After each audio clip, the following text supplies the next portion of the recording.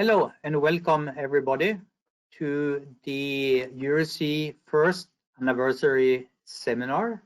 My name is Toste Tanhua. I'm working at GEOMAR Helmholtz Center for Ocean Research in Kiel, and I'm coordinating EuroSea.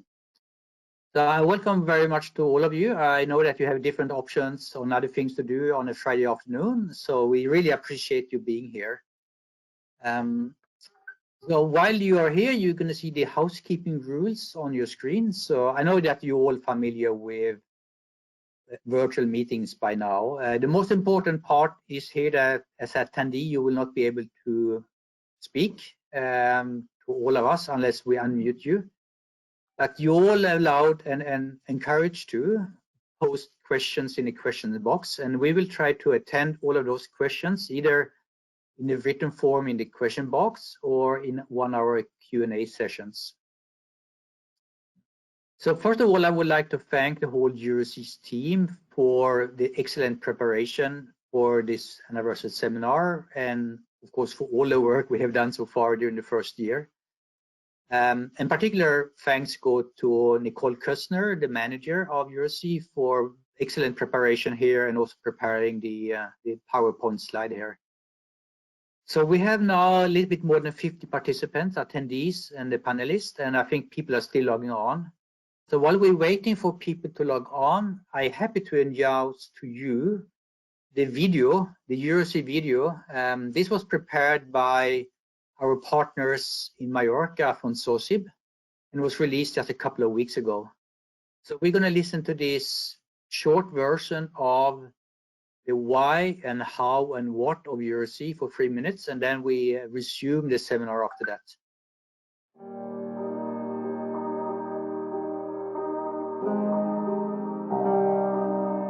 Life began in the ocean, and life cannot exist without it.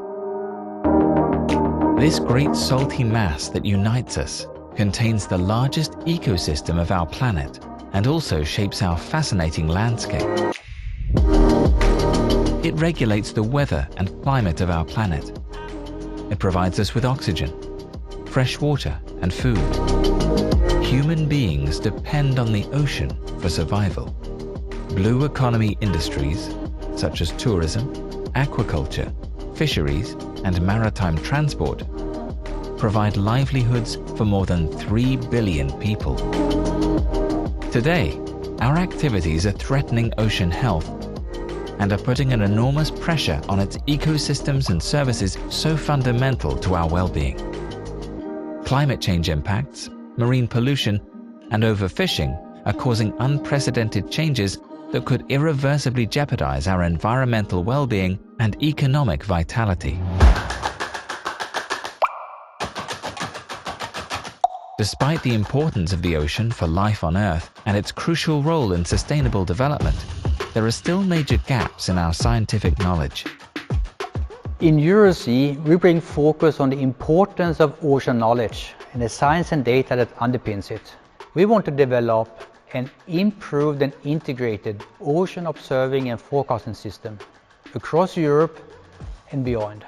This will help us to make better decisions for the sustainable use of the ocean and to meet the challenges of the 2030 Agenda.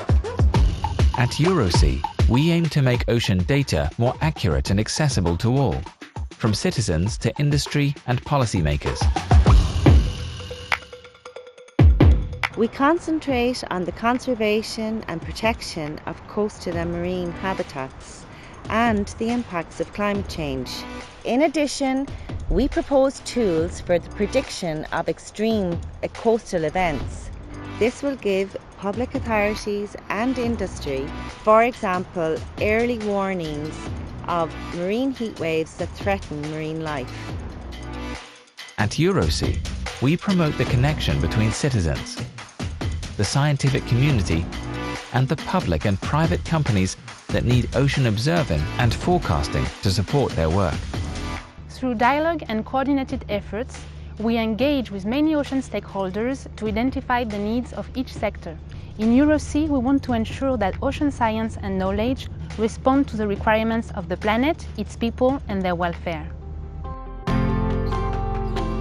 EuroSea strengthens the European component of the global ocean observing and forecasting system.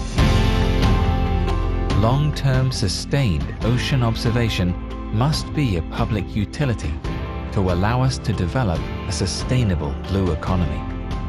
Accelerating towards science-based governance and sustainable use of the ocean empowers policymakers, industry, the scientific community, and society.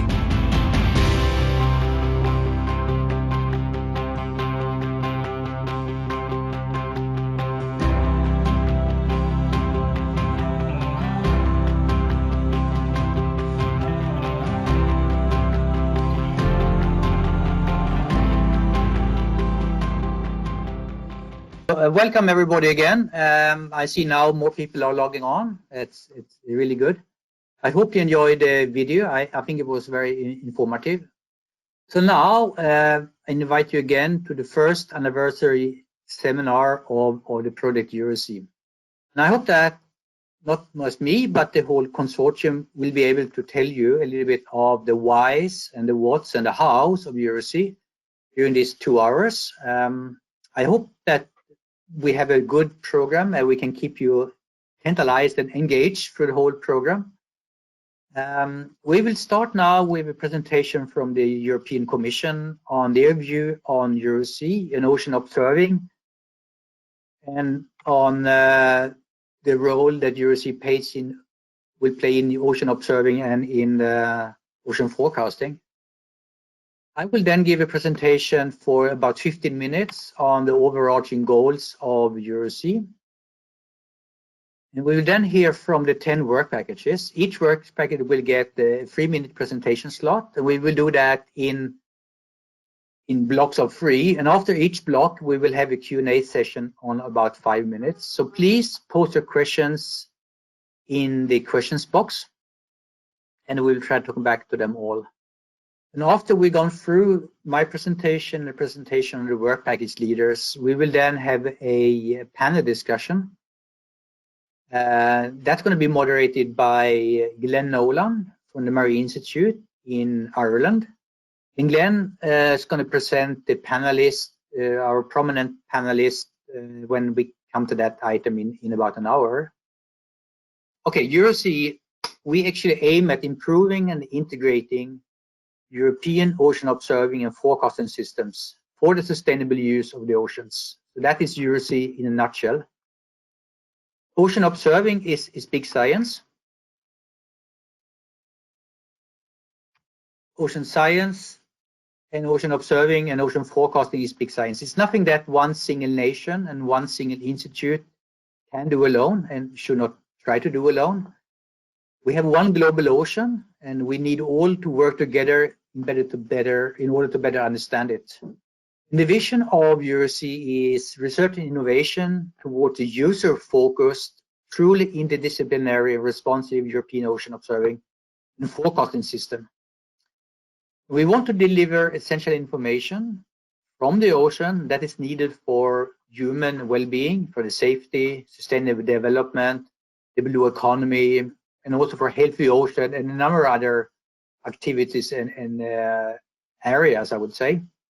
We're going to see a lot of these nice graphics here during the presentation that was made during our kickoff meeting in Brussels about 1 year ago. So this is a pretty large consortium. We have 55 partners spread around 16 countries. Also Brazil and Canada outside of the European Union. These countries speak at least 12 different languages. We have 144 members and 10 work packages. And of course, we have quite a lot of milestones and tasks and deliverables. But I'm very confident that we'll be able to deliver on all of those. We have got a very good consortium together with very exciting and good partners all around Europe and beyond, actually. I'm happy to announce that we have a good spread, I think, between public and non-public partners. And from the non-public partners, we have for-profit and non-for-profit partners. So it's a nice mix, exactly that it should be here in Innovation Action. And also we have a decent budget to carry out this task over the next 4 years. So we started about 1 year ago, and we have 3 more years to go. So we thank you very much to the European Commission for that funds. And now I'm going to tell you a little bit what we want to achieve with that. So in EuroSea, we have 3 overarching goals. And the first one is, as I already said, is to improve the European ocean observing system. We want to integrate that into global context. So EuroSea is working very actively with partners from international scene, I would say, both in Europe and beyond that, because that's one ocean. We want to deliver ocean observations and forecasts to society and end users, stakeholders, those that need that information, not just only scientists. It's about knowledge about ocean and the climate the ocean drives and responds to, about marine ecosystem and the vulnerability to human impacts. It's about ocean health.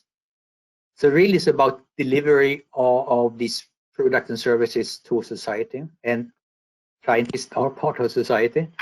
We need that to understand.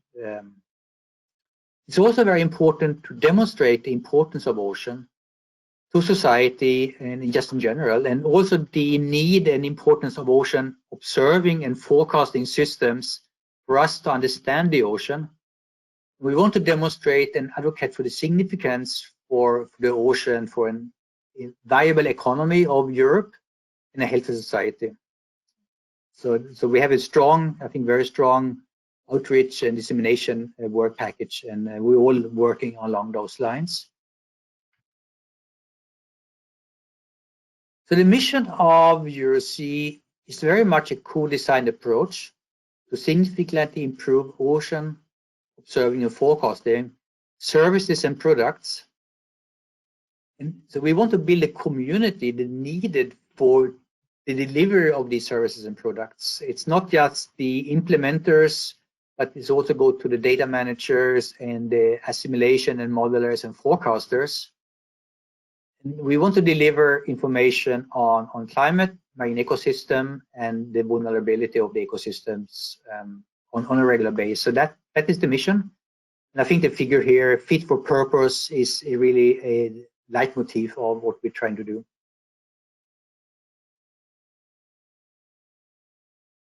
So I'm going to try to give you some perspectives of the work of EuroSea. This is much empty screen right now, but it's going to be very busy, so I'm going to talk you through it. It's very important to look at the synergy between different observing elements and groups, from the local to national to regional into the global perspectives.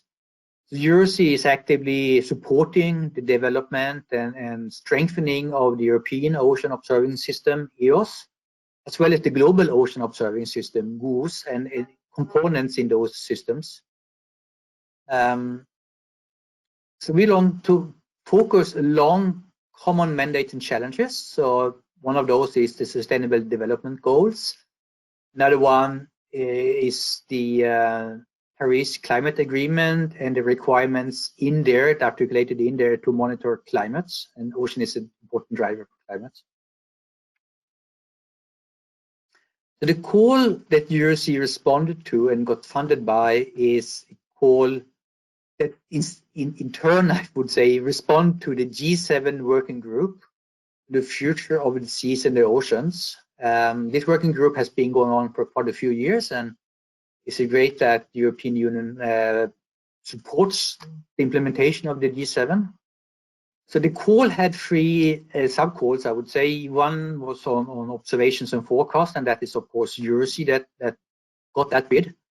There was another sub-call on blue cloud services, so that's more the data part of things, data accessibility and so on. We're working actively with the consortium Blue Cloud that got that call, and they started just a couple of months before us, so we have already established pretty good connections. And just recently, in the call on technology for observations, the 2 projects, Nautilus and Tech Oceans, are formed. I hope that you're in the audience today, and we in EuroSea very much look forward to work more closely with you on the technology innovation aspect of ocean observing, which is a very important aspect.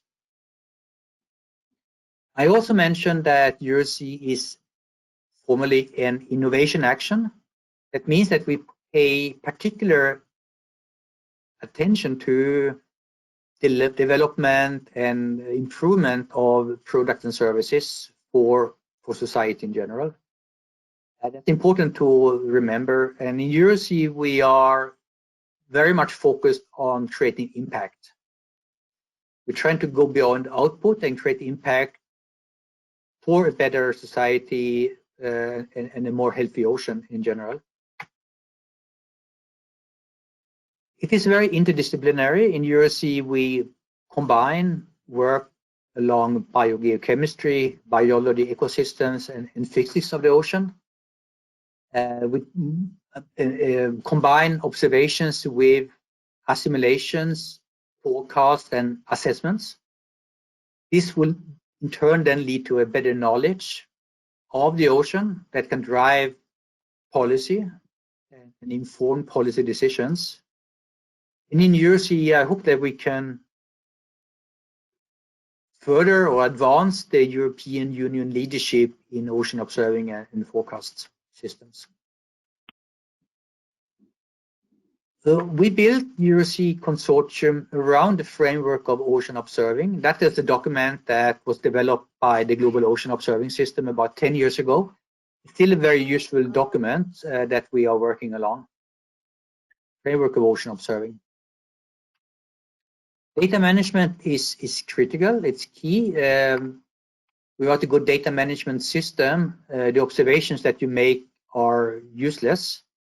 So we have a small task on data management, but it's an overarching task of all the work packages, in particular the work package around the observing systems and the free demonstration activities.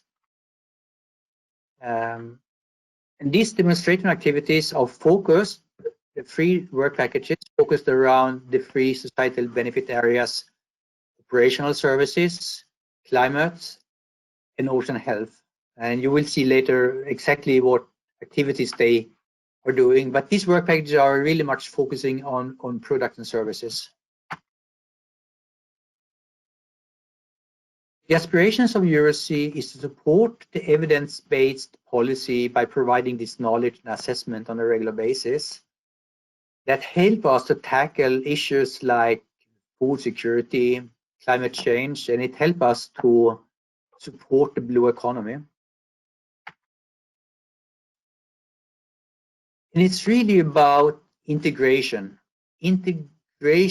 of many actors on the different institutes and different nations and different groupings towards one integrated system of ocean observing and forecast systems. We also articulated 7 specific objectives for EuroSea.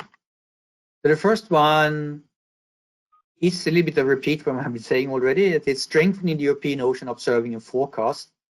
It's an integrated entity within the global context, number 1.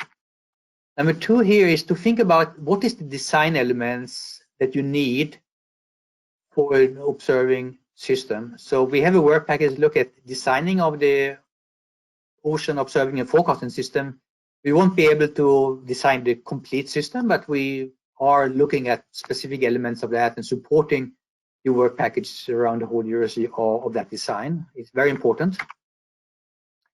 We are looking at improving and enhancing the readiness and the integration of ocean observing networks. And these are the observational network to either focus on the specific type of activity or platform, like ships or opportunity research vessels, gliders and floats, etc.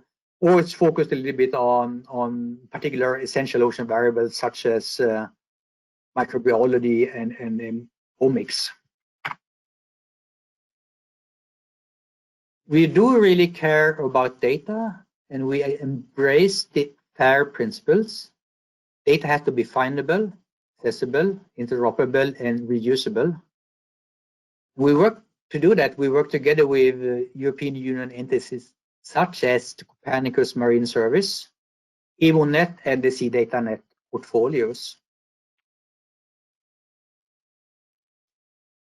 So we really want to deliver an improved forecasts, new information, synthesis products, but better use of data in models. So that is a recurring theme in EuroSea: data, assimilation, models, and products and services. So we want to demonstrate the value of ocean observing system to users by these demonstrating activities around climate, operation services, and ocean health. And we want to support the integrated, sustainable, and fit-for-purpose ocean observing system by engaging with a range of end users and other stakeholders. So that is very important, and in a core activity across all work packages of EuroSea, to think about the stakeholders and engaging with that communication of the needs and the requirements and mandates around the ocean observing system. So like all projects, we have a governance structure. I don't think this is very special in any way. Most groups or projects probably have something similar. So we have the project coordination unit here at GEOMAR in Kiel, mostly me and Nicole Kustner.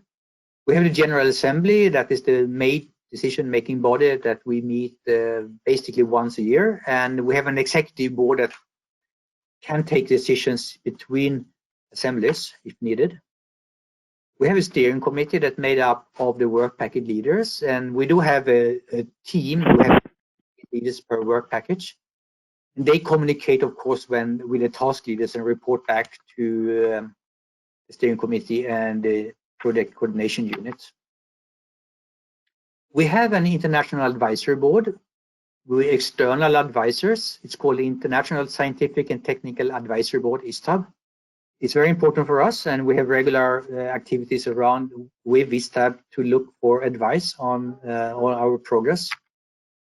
We also have an innovation and stakeholder committee, and this particular advisory group is split, so it's half is internal EuroSea partners and half are external.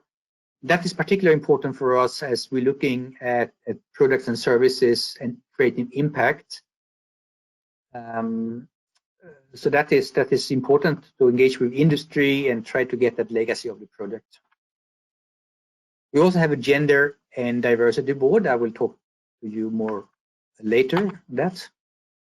And of course, there is direct communication both ways between the project coordination unit and the commission. The question here is science equitable? And I share with you this quote here: without inclusion, diversity initiative may not be enough. And this is the Gender and Diversity Board of EuroSea, looking at different aspects of equality. So it's about gender equality, it's about career chances for young scientists, about inclusion and awareness. So that is a very important part, and we're looking in particular on different aspects of equality and gender diversity around EuroSea and the partners that are involved in that.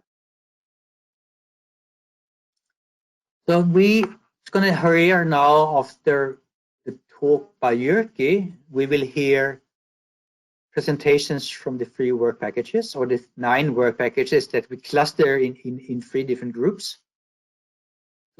Each work package will have 2 slides and 3 minutes. The first slide will give you an overview. It is pretty much the pictures I will show you here.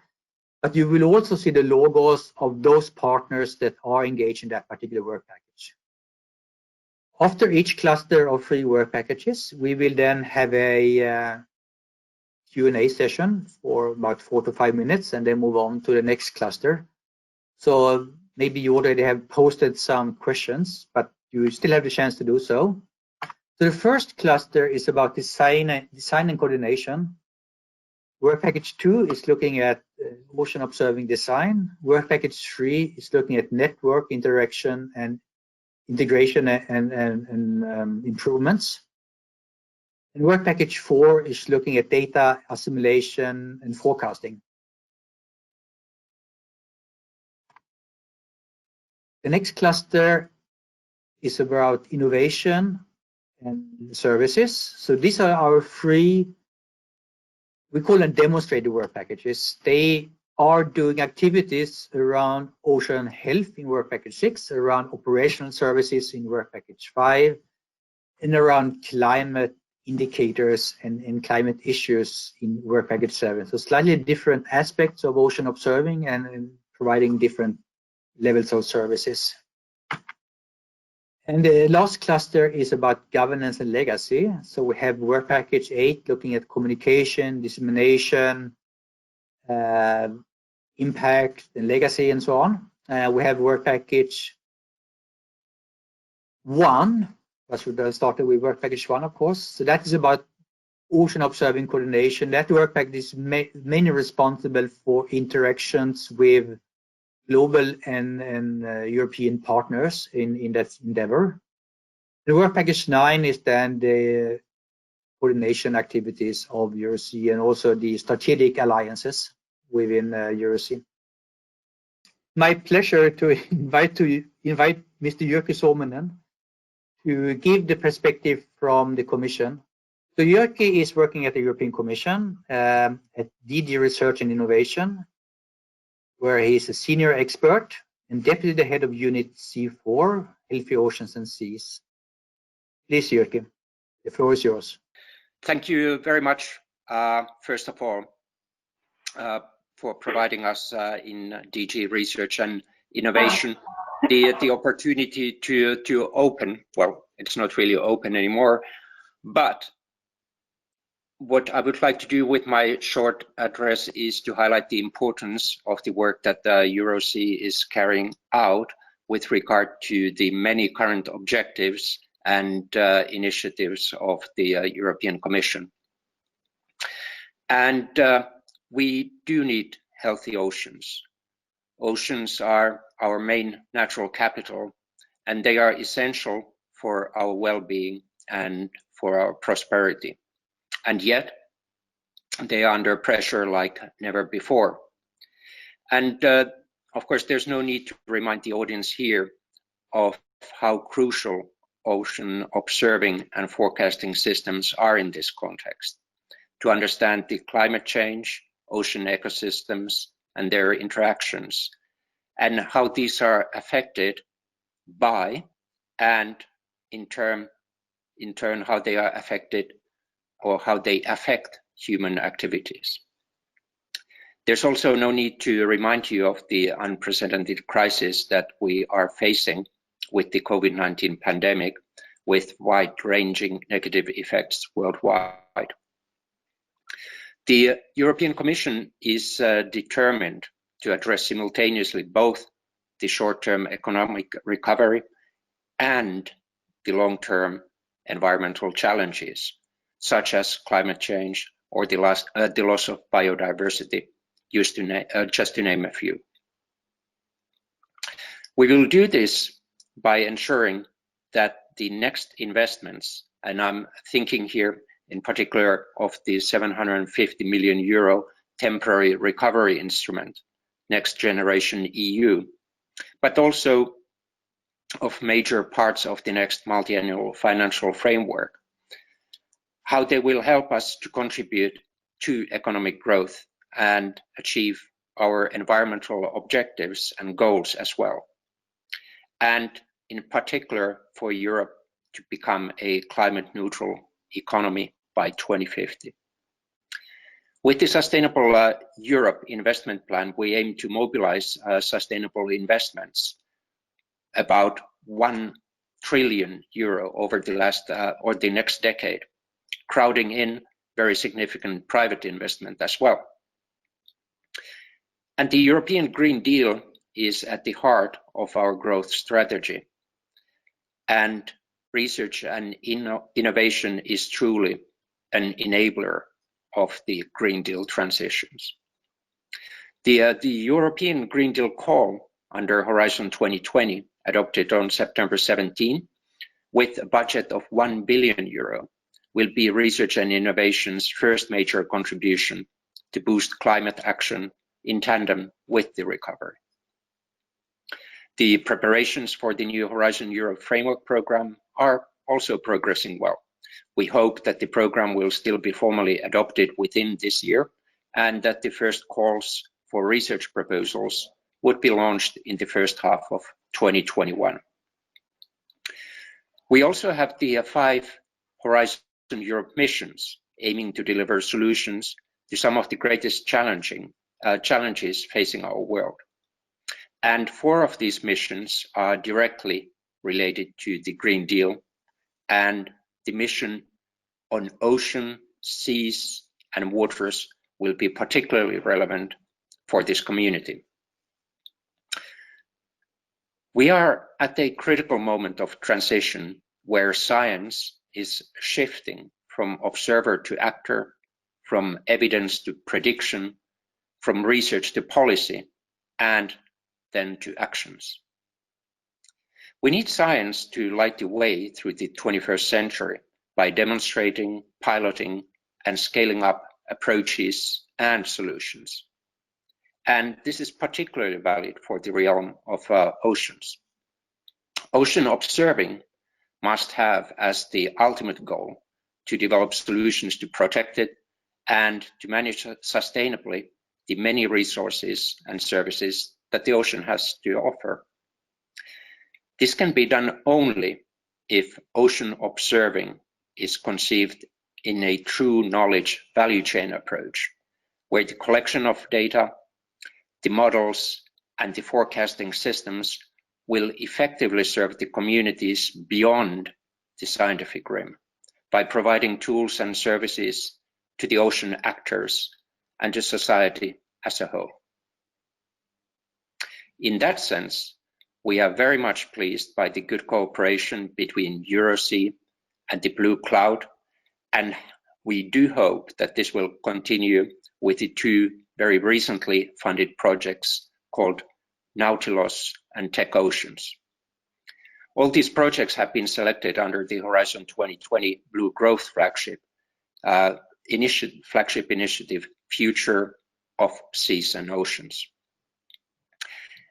This is also precisely why we have called for an ocean digital twin topic in the EU Green Deal call for research proposals, which I mentioned earlier. The digital twin of the ocean aims at, first of all, further integrating European ocean assets with digital technologies into a consistent, high-resolution and a multi-dimensional description of the ocean.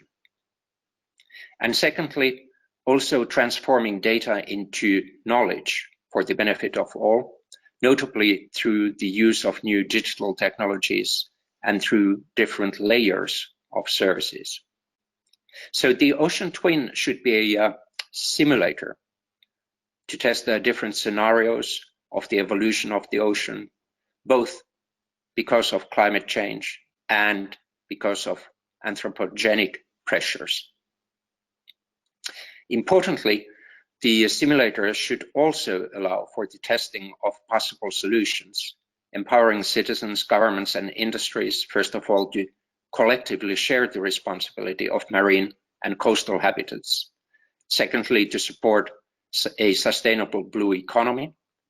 And thirdly, to mitigate and adapt to climate change.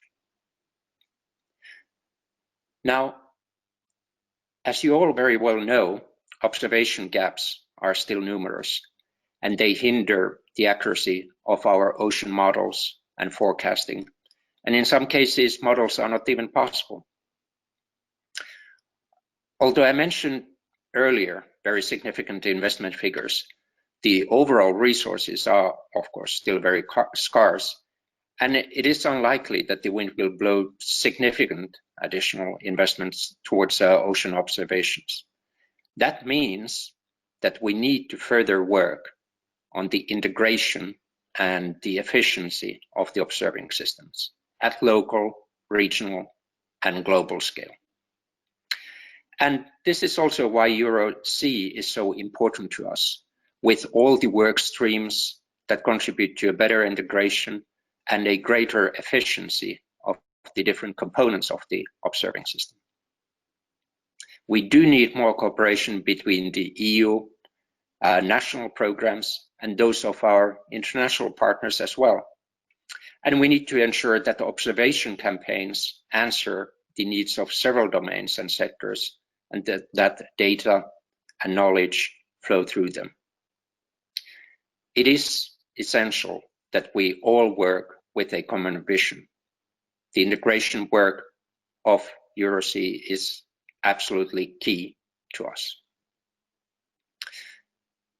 We also need to be smarter in the way that we design the campaigns themselves and rely, for example, on new technologies such as artificial intelligence to identify the most important observation gaps. You will certainly hear later this afternoon from Andreas Strachinescu, Head of Unit in GEOMAR, that the European Commission has recently launched an initiative to improve the efficiency of the European ocean observation activities. We have no doubt that through your partners and through the activities of EuroSea, you will be able to contribute with very important pieces to the puzzle.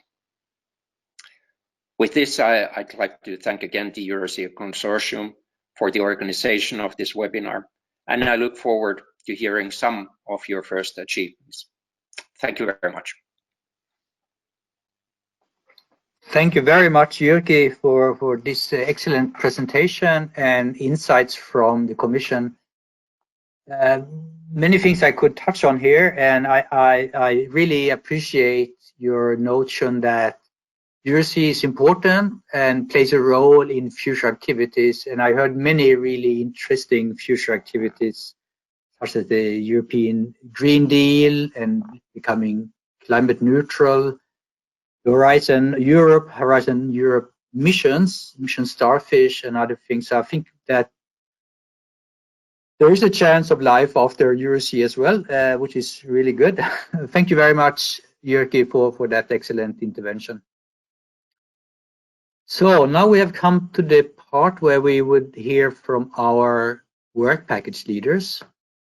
And we will start with the design and coordination cluster, and I invite now Professor Sabrina Speisch, leader of Work Package 2. Sabrina, over to you. Thank you very much, Toste. So I'm Sabrina Speisch, and I'm co-leading this working package with Ananda Pascual from Spain. And we are working with different institutions and, of course, EuroSea partners.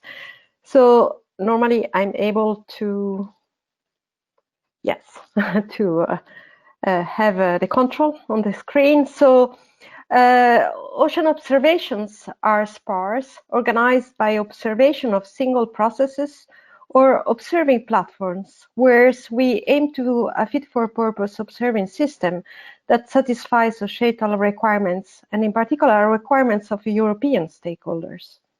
So the work we have undertaken builds on the H2020 Atlantis project and achievements and the G7 Ocean Group, and take on their legacy to further develop them within the Galway and Belém Agreement objectives.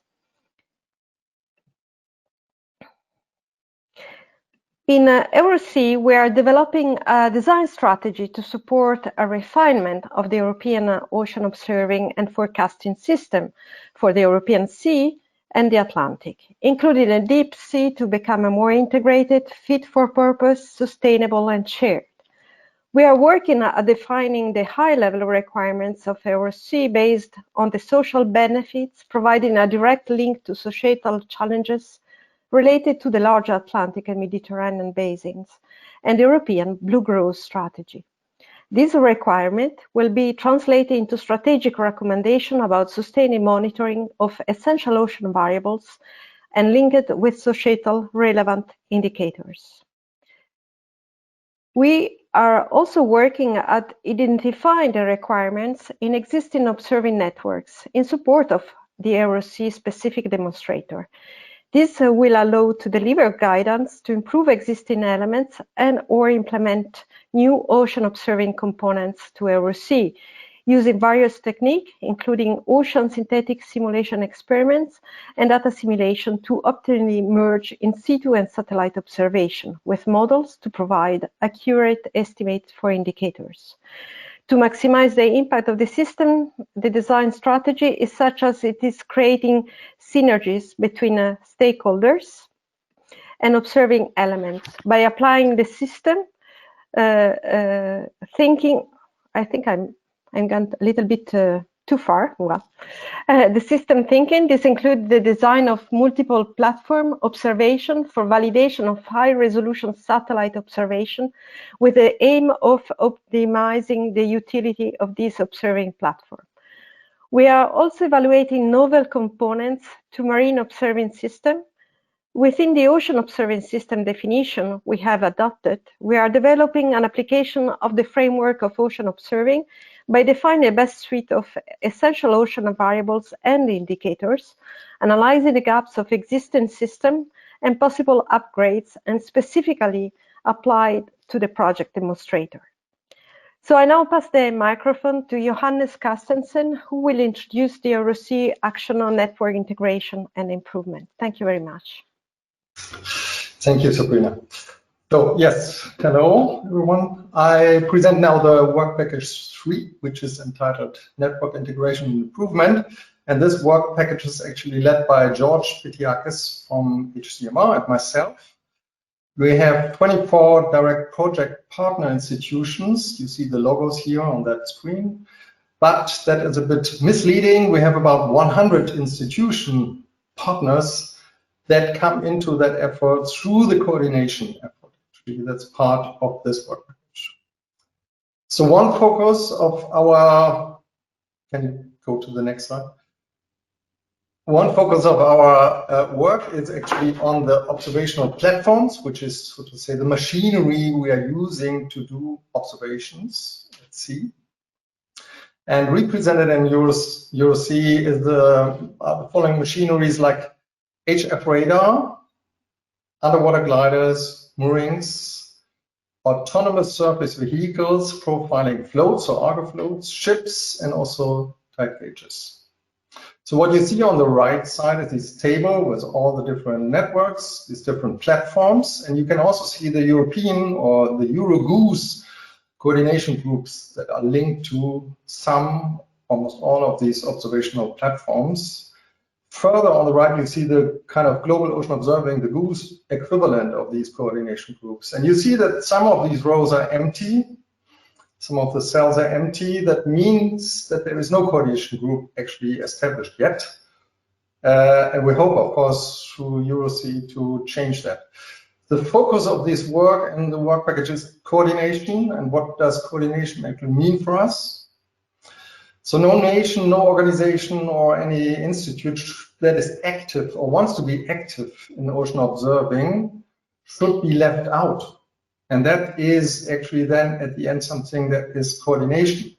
So that means increase the awareness of the existence of coordination groups and also promote and communicate the benefit of being a partner in such groups, which is not trivial. So the second focus we have in the work package 3 here is on coordination and using efficiently this zoo, so to say, of platforms and technologies.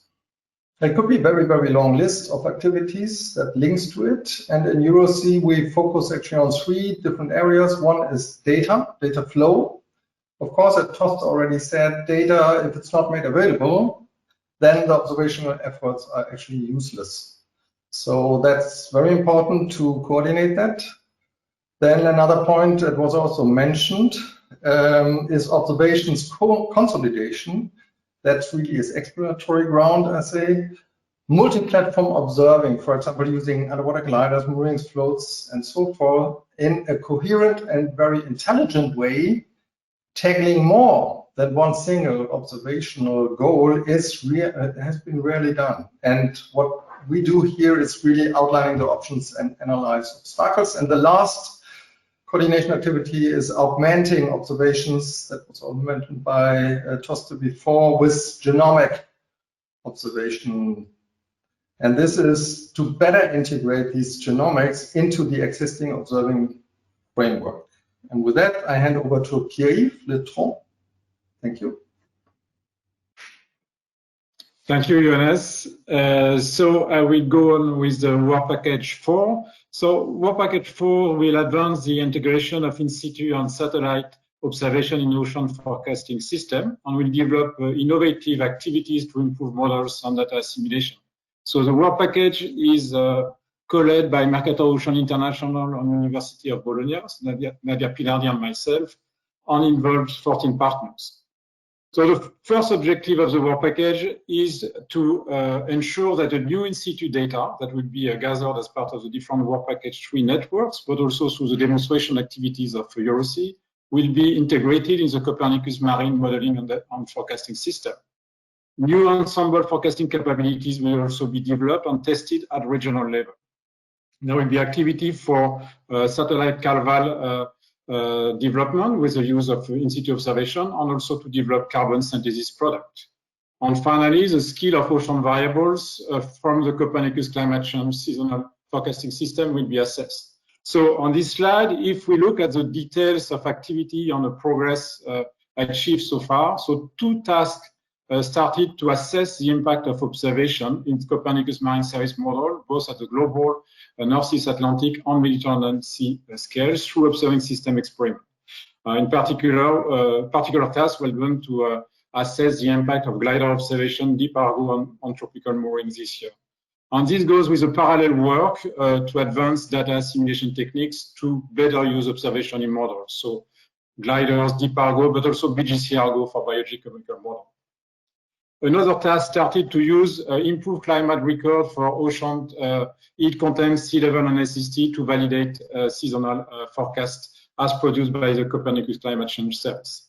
We also have a task for the satellite CalVal. It did not start yet, but it will look at the how to use BGC cargo, biogeochemical cargo, to improve the validation of ocean color satellites, and also use a different set of data to validate satellite altimeter observation, in particular the future SWOT altimeter mission.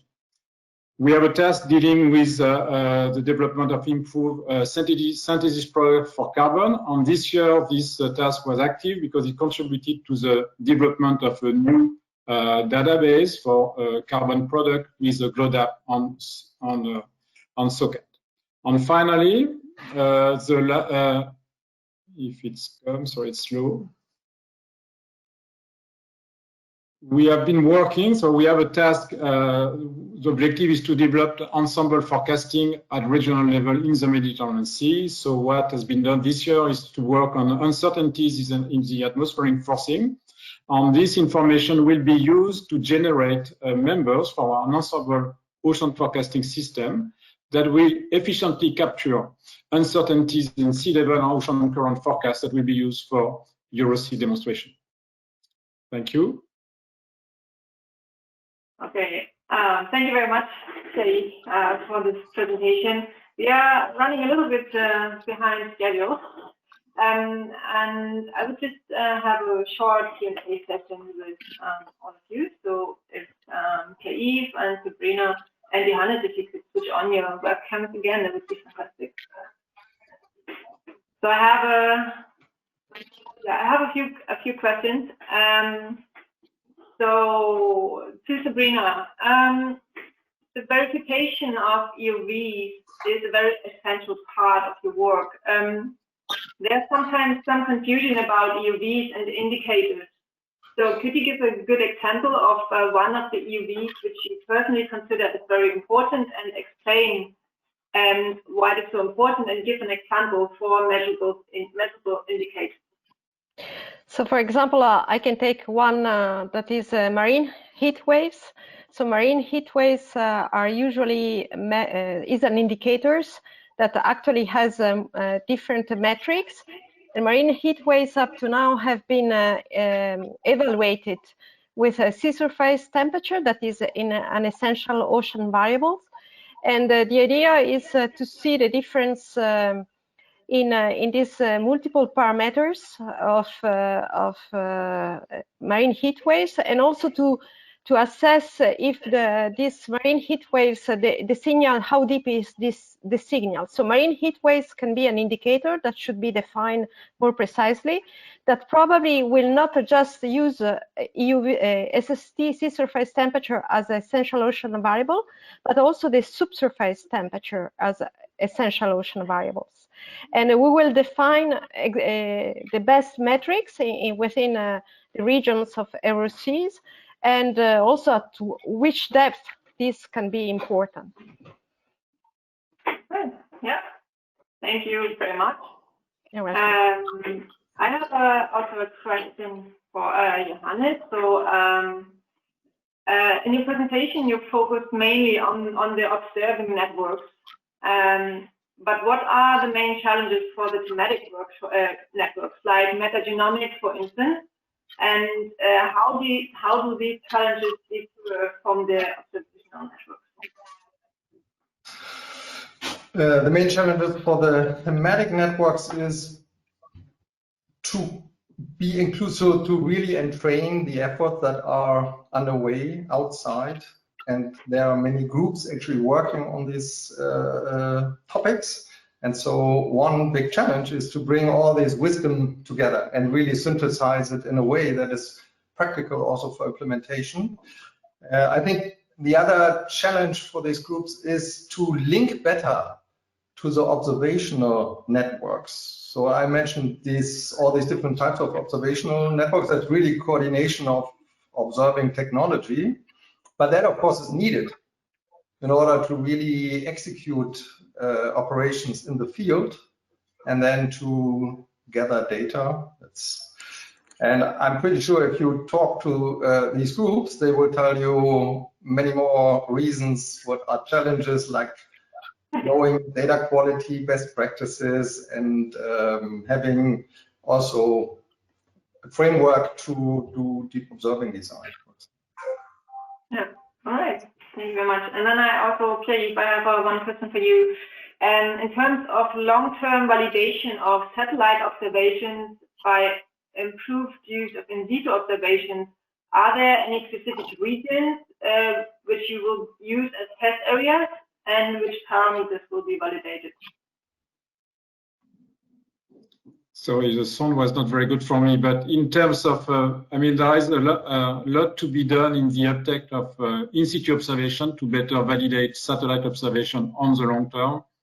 And there is value if we want to validate future satellite missions, which are high resolution. You take the SWOT altimetry mission, it's really very high resolution. This really requires new approach when you can merge different data sets, different data streams from in situ. This is a glider, HF radar, Argo, drifter, and this is really a new approach for long-term validation. And this is one of the goal and objective of one task of Work Package 4 to address this. We also need to use innovative observations such as biogeochemical Argo to improve the validation of a Sentinel-3 ocean color satellite. So key interest of using better in situ observation for the validation of satellite observation, and then for the integration in model. All right. Okay. Thank you very much, all of you. And we will forward some more questions to you, so you can ask them in the question section. And with this, I would like to give the word to Kevin Horstbrook from Work Package 5 from the National Oceanography Center.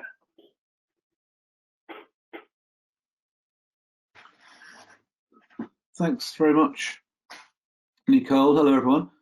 Just wait for the slide. So Work Package 5 is providing a demonstration of improved end-to-end connection from a new generation of stakeholder-designed observations to their wider integration in the use of some innovative software tools. The Work Package has several partners from the UK, from Spain, and from Italy. It's co-led by myself and Enrique Alvarez Fanjul from Puertos del Estado in Spain.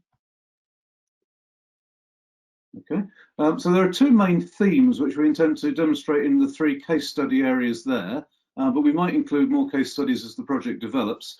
And you can think of the Work Package sort of information flowing from the left to the right of this slide. I'm just going to try and bring up all the different parts of the slide. The first objective is an end-to-end demonstrator from climate quality sea level measurement through to sea level services, with a focus on Europe and the Mediterranean, but then linking into developing countries in North Africa. So this demonstrator is going to provide a new tool for making informed decisions about planning coastal resilience in the face of the deep uncertainty that surrounds future sea level change. We're advancing the state of the art for the sea level measurements in the Mediterranean through blending tide gauge data and satellite data with automatic quality control, and then finally inputting through to the new decision-making frameworks which we're co-designing with local partners. And as part of this, we're also producing a new standard of low cost and relatively low maintenance sea level measurement powered by renewable energy. You can see a typical example in the bottom left picture there, but involving GNSS technology, which simultaneously monitors both the land motion and the sea level at the same time. And this sort of state-of-the-art approach makes it easy for any country to maintain climate quality sea level measurements. And so we hope that ultimately this equipment will provide improved data volumes for parts of the Mediterranean that are currently low, around Africa and the Aegean, and then working more closely through GLOS and IOC, alongside some capacity building in developing countries. There's the potential for this approach to become a global standard. The second part of the work package is around a new coastal management product, which integrates observations from this new equipment, but also other coastal observatories, Copernicus data, and downscaled ocean model forecasts, in order to then supply operational oceanography services for port cities. And here, as you can see, we're working with Barcelona, Taranto in Italy, and Alexandria in Egypt. And we're working very closely with local stakeholders to design the system specifically for each of their needs. So this integrated demonstrator will give users a wide variety of added value services, including improved environmental management, hazard warning, forecasts for water quality management, navigation and beach safety. And each of those areas has a slightly different requirement, and improving the efficiency of port operations. So this work package will move forward the concept of smart maritime cities, but will also transform the use of oceanographic data by taking a cloud-based and a fair approach. So I think with that, it's over to work package 6 and Gabriel. Thank you, Kevin. Good afternoon, all. The work package 6.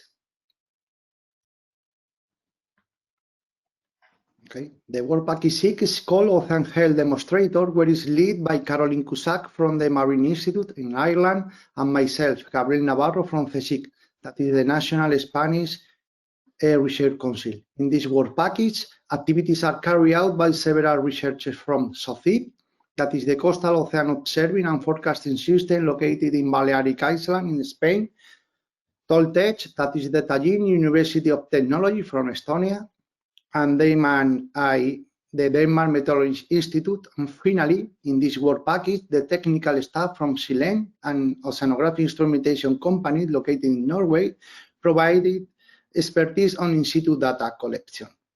The overall objective of this work package is to develop a shared understanding of water management among end users in aquaculture, fisheries, tourism, environmental agencies, and scientists, by working together to co-create products that help identify and foresee extreme marine events, threatening marine ecosystem, resources, and related business, and supporting adaptive management options. In this work package, we have 4 tags. Tags 1 and Tags 4, led by Marine Institute and SILEM respectively. Tags 1, in collaboration with other work packages and co-developer, this tag will use EuroSea capability to identify local and regional impact of oxygen, heat, and pH related with extreme marine events, to generate an early warning to promote mitigation strategies for the end user, for example, the aquaculture industry. In Tags 4, called System Operation, we implement a new application of marine sensor to measure and provide the data to forecast extreme marine events offshore Southwest Ireland and in Mediterranean Sea. During Task 2, led by CSIC, we connect with Siemens, Marine, Copernicus Data and Fisheries community to increase the data uptake and inform the development of products for fishery management in support of the blue economy to enable sustainable fishery of small pelagic species in European water in a challenging environment. Finally, Task 3, led by DMI and Toste, is helping to improve and integrate the Baltic Operational Oceanography System BOOS and Helsinki Commission HELCON in the Baltic Sea in order to reduce the uncertainty of eutrophication assessment. In addition, we assess the benefit of how integration efforts improve operational products and environmental assessment. Thank you for your attention. And I now pass the microphone to Karina von Schuckmann from the Mercator Ocean International, and she will present EuroSea Work Package 7. Hello, my name is Karina von Schuckmann, and I will present Work Package 7, which addresses the innovative ways to assess the role of the ocean in Earth's climate through the development, evaluation, and including uncertainties and dissemination of ocean climate indicators and their value for key end users in economy, society, and environmental sectors, which are the three pillars for sustainable development. The co-lead is Mercator Ocean International with myself and IOC UNESCO with Maciej Telcewski. The key objectives of this work package are to generate a feedback loop between EuroSea, climate and ocean services, the economy sector, and decision makers by co-examining ocean climate indicators, assessing their uncertainties, and quantify their economic value. The other is to provide user-relevant products for ocean climate monitoring and deliver seasonal forecasting indicators in support of improved ecosystem management, risk management, and blue growth. And another objective is to carry out Atlantis 2020 recommendations for observing system strategies and to demonstrate improvements through ocean and climate indicators development with decreased uncertainty. The VPA7 is structured into 3 tasks. So 7.1 in carbon and deep convection regions, 7.2 in societal benefit for ocean monitoring, and 7.3 for tropical carbon fluxes. 7.1, task 7.1 will evaluate the economic value of the ocean carbon sink in deep convection regions in the North Atlantic and also in the Northwestern Mediterranean Sea, by connecting ocean and economic service science and crucial information, climate mitigation and economic benefit, for example, in the context of the global stocktake as part of the COP21 Paris Agreement. 7.3 will develop indicators for sea carbon flux and ocean acidification, which are based on improved Atlantic observing system, as relevant for SDG 14.3 for ocean acidification and of benefit for stakeholders such as, for example, fisheries. And there are 3 major elements anchored in this task. Task is the strengthening of the existing observing system, the Tropical Atlantic observing system, by integrating with a multi-platform approach using autonomous platforms like Argo, but also autonomous surface vehicles and shipboard data. The other point is to develop specific validation tools for biogeochemical measurements and also to upscale the carbon fluxes by using these multiple platforms and neutral network techniques. And those 2 tasks will directly impact task 7.2, which will generate observable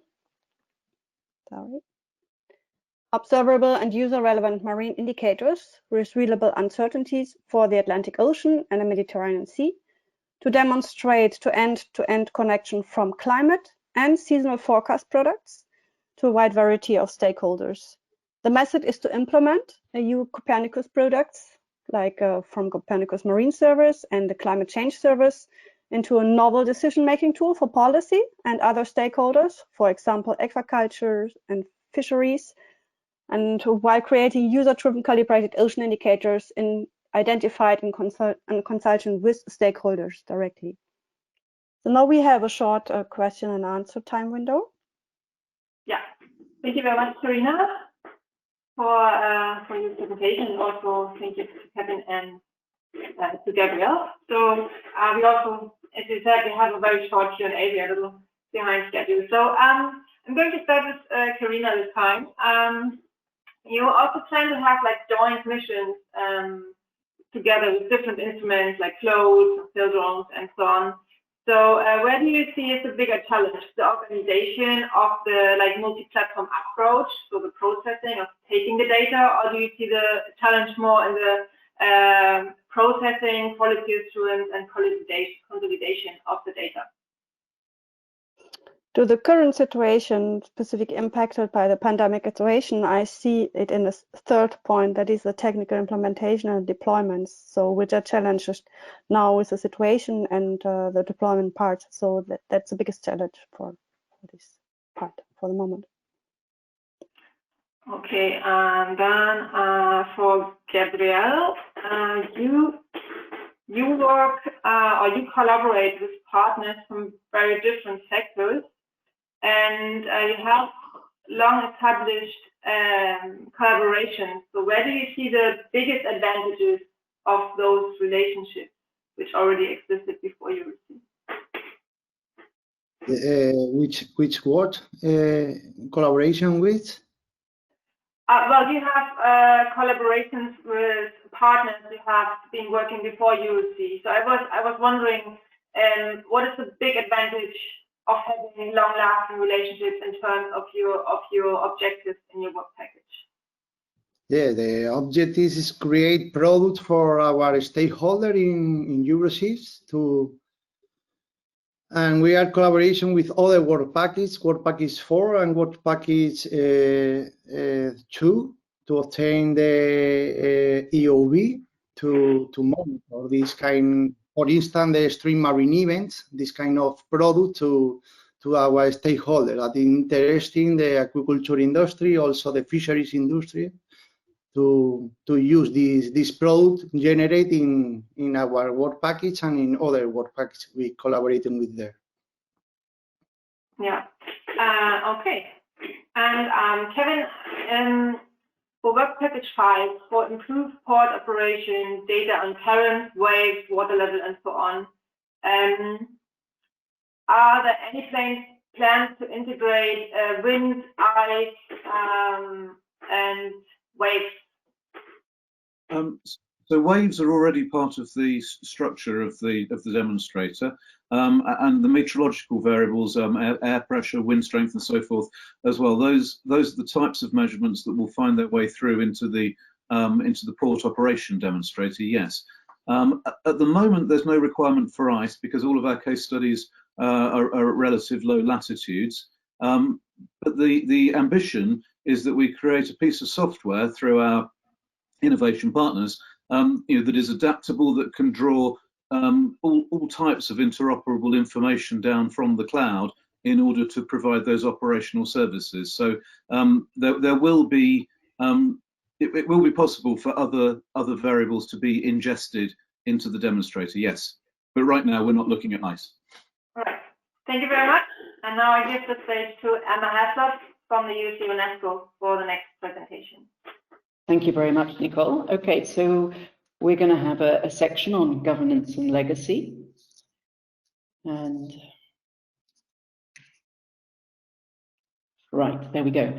So I'm going to talk first of all about Work Package 1, and this I co-lead with Inga Lips of EuroSea, who you'll see in the final panel session. And so Work Package 1 is really about strengthening the European ocean observing system, as mentioned by Toste several times in his opening statements. And also, we're going to be looking at strengthening the governance of EUs, which stands for the European Ocean Observing System. And this will be through creating a greater connection between EUs and nations' interests, in national interests in ocean observing. We're also looking at strengthening the system through improving and developing the capabilities of the networks within Europe, both the biological, ecological, and sort of new human impact observing networks. And the little guy in the middle of this slide is got his sort of one hand up pointing to some networks, and he's also sort of pointing out with an arrow towards the future. And this indicates another part of Work Packages 1 work, which is in foresight, where we'll be undertaking several foresight activities that will hopefully point some directions and pathways for the evolution of EUs, really laying some strong foundation for further development of the European Ocean Observing System. So I'll just run through a few highlights of where we are in terms of our work at the moment.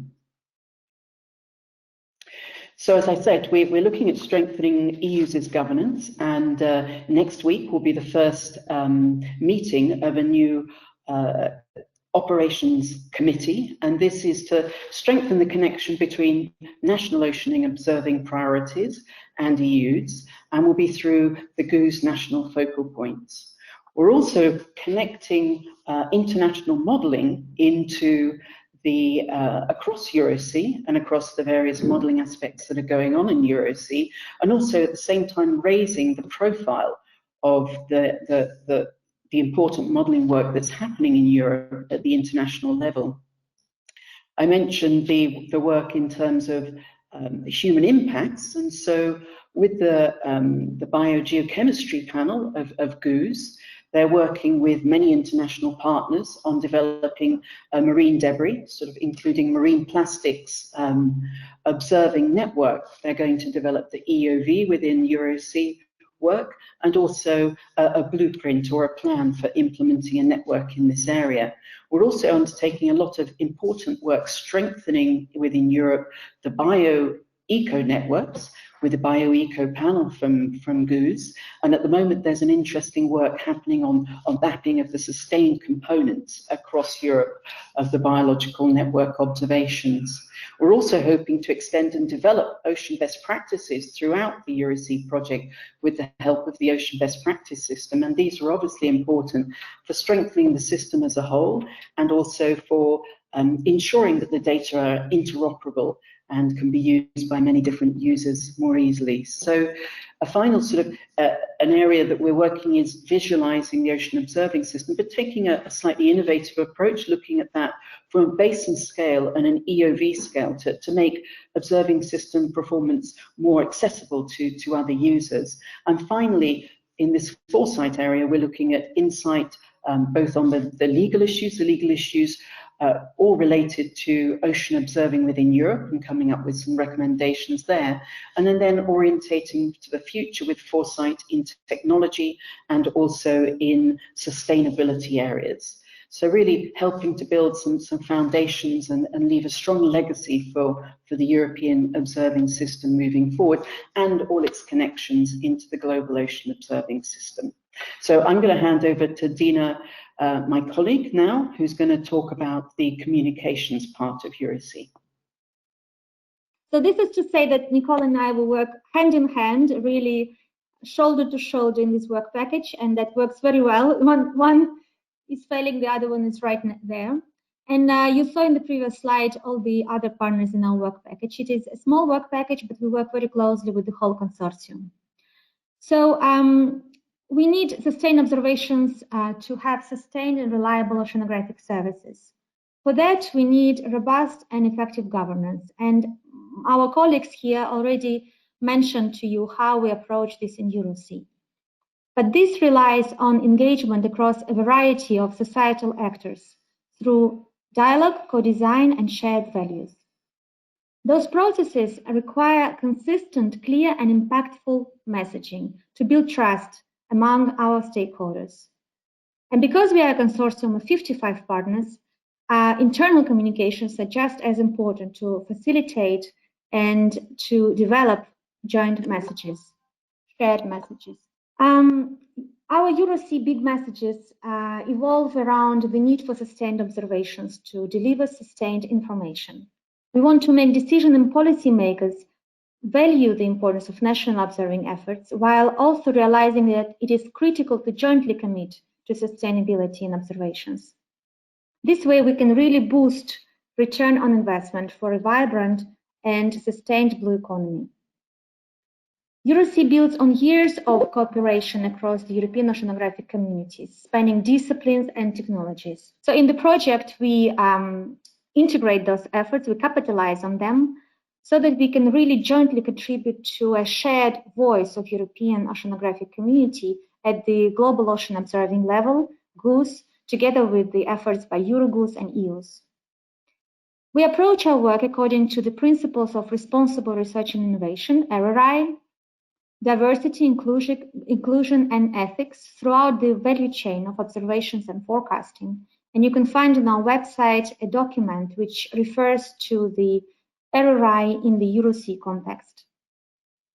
As shared among colleagues in the international oceanographic community and ocean observing community, communication is key to take ocean information from niche to norm. And our shared messaging and understanding help us to co-develop stakeholder plans that are robust and actually based on reality. This, in turn, in EuroSea helps us to develop exploitation plans that are viable. Our exploitation manager of the project resides in this work package so that he can connect our activities of the whole project and the partners together with the advice of the Stakeholder Innovation Committee and all other committees in EuroSea and the stakeholders. And this is how we achieve a lasting legacy. We won't be just claiming that we've done it. We are also setting up an impact monitoring protocol to show the EuroSea results and their impacts. So in this work package, we try to create a genuine sense of community, not only among the big consortium of the project, but also our users and stakeholders. And we believe that this is what will help us to really tangibly contribute to the achievement of the GOOS 2030 strategy and the UN Decade of Science for Sustainable Development. Thank you. Okay, so I think, thank you, Dina. Eventually it worked out, that's great. So I have the pleasure now to present the last work packages. Work package 9 on project coordination and strategic alliance. I will focus on that, even though we have a small and important work package on ethics. That's much already done, most of that. But so I focused on the data or the project coordination. So next slide, please. So in EuroSea, or the project coordination unit here at GEOMAR, we are focusing, of course, on the day-to-day management of the project, monitoring and coordination, reporting, you know, the financial monitoring, international communication, and so on, right? So you can kind of see the I like this little graphic here where EuroSea has an arrow of information to the Commission, and from the Commission back to EuroSea there are 2 bags of money. I think that's roughly how it works, but not quite. And you see now on the slide here the connection to other projects. We put a couple of logos in there. It's not complete, and you can see many empty nodes. So we are looking towards engaging in more projects that have a similar focus. On the next slide, you see the partners. It's, as I told you, there's a big project. It's 55 partners. There's a lot of overhead in coordinating that, but we are very happy to have such an expertise in here. There's just a limit on how many partners you can have in a project and still be innovative, action, and produce services. So I think that we in our partners of EOS, EuroGOOS, GOOS, European Marine Board, and so on, have a really good base to engage with more partners in the consortium. The one important part of EuroSea is the legacy. It's an innovation action, and we really would like to see some activities coming out after EuroSea. And one of them here is, of course, to, so I need a next slide here, to improve the ocean observing and forecasting system. So we want to use the user-friendly ocean information products to serve the communities in Europe and beyond after the projects. And the quintessence of EuroSea is that ocean information is becoming a public utility. We would like, not maybe through the activities of EuroSea per se, but we would like to have an easy portal or an easy way where people can access ocean information for the daily needs and understand why ocean is so important. So by that, I thank all of my friends in EuroSea for giving these excellent presentations. And I think, Nicole, that we have a short time maybe for Q&A, or otherwise we go straight for the panel discussion, realizing that we are slightly late on the agenda. So Nicole, that's your call. Thank you. Yeah. Thank you, Toste. We are like 15 minutes behind time, so I would suggest to skip the Q&A. So I would like to give the word to Glenn Nolan from the Marine Institute, who is going to moderate the panel discussion. Thank you very much, Nicole. Can everybody hear me? Yes. Okay. Very good. Okay, well, greetings from the wet and windy western edge of Europe. A lot of W's in that sentence. It's a pleasure to host this and moderate this panel discussion, where we will discuss in a little bit of detail sustained ocean observing and forecasting, both at the European and the global level. There are many challenges in terms of sustaining the observing and forecasting system. We're aware from previous studies that 75% of the observations in meteorology are on a sustained footing, but that number is closer to 25% in oceanography.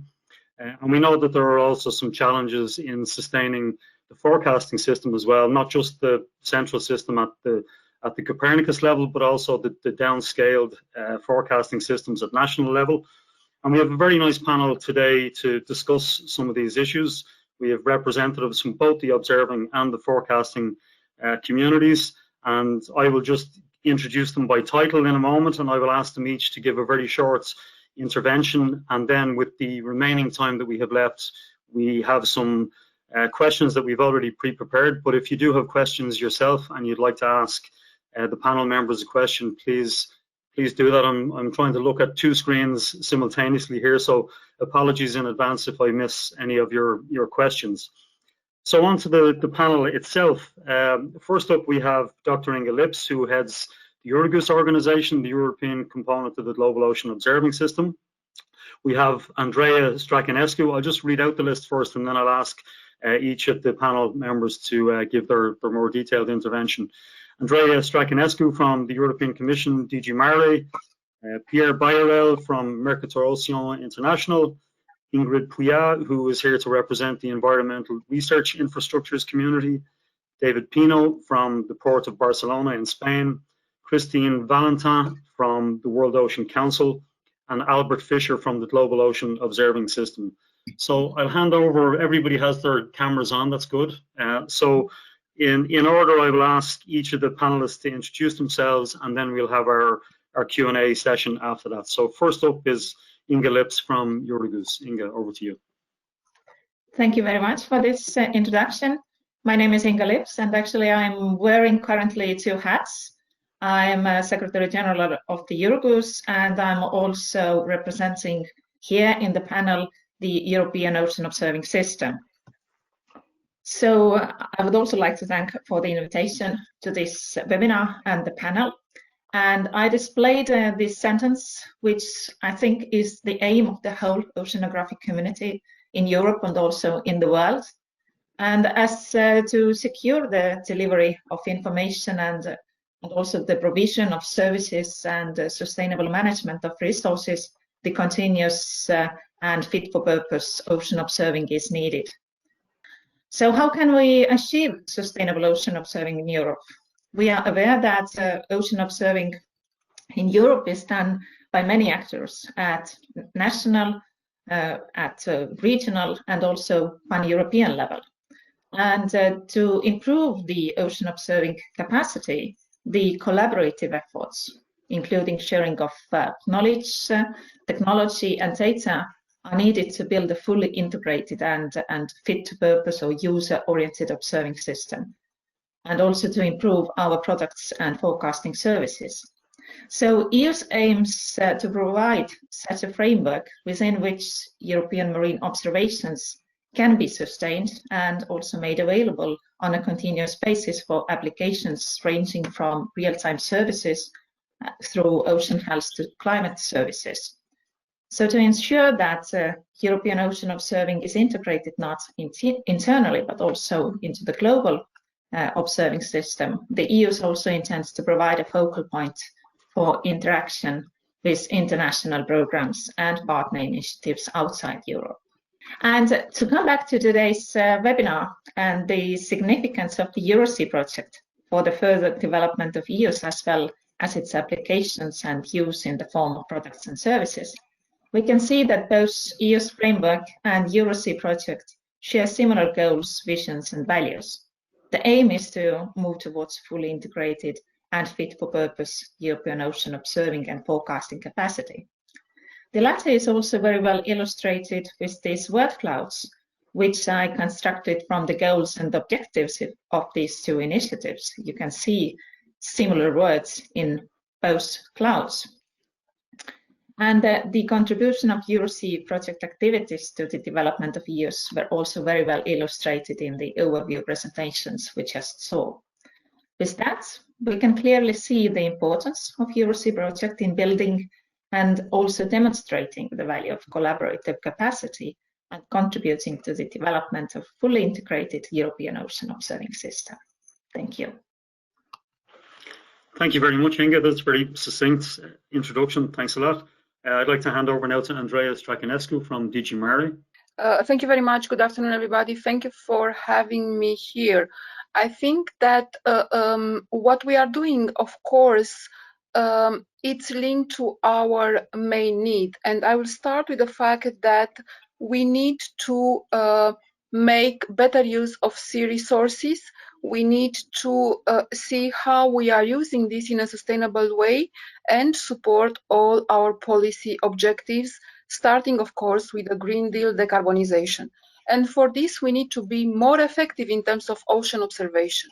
Currently, we are confronted with a lot of problems which are coming from the fact that too often we do not plan together, we do not share the plans, probably not enough innovation in terms of the take-up of platforms of sensors.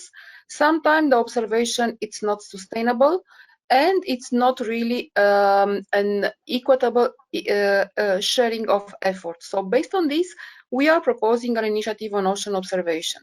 So the public consultation on ocean observation will open next week.